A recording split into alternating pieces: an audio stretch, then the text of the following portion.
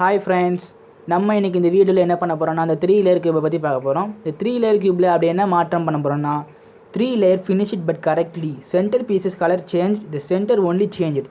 இதுதான் பார்க்க போகிறோம். அப்படி என்னன்னா சென்டர் பீஸ் மட்டும் நம்ம மாற்றிட்டு இந்த கார்னர்ஸ் மட்டும் நம்ம அப்படியே வச்சுக்க போகிறோம். அது எப்படின்னு பார்க்கலாம். இப்படி தான் இது இருக்கும். அது சென்டர் பீஸ் மட்டும் நீங்கள் மாறி இருக்கு பாருங்கள். அது கார்னர்ஸ்லாம் அப்படியே இருக்கும். இது மாதிரி தான் இருக்கும். இதோட ஃபார்முலாஸ் பாருங்கள்.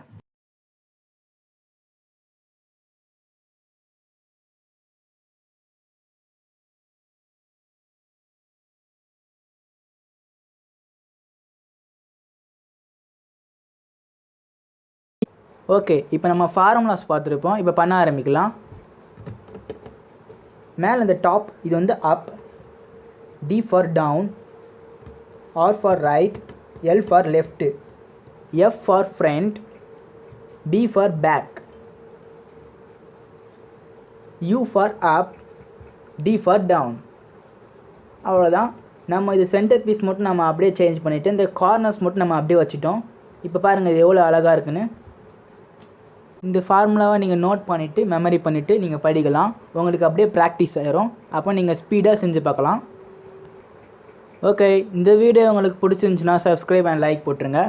மறக்காமல் உங்கள் பெல் அழுத்துங்க. பாய்.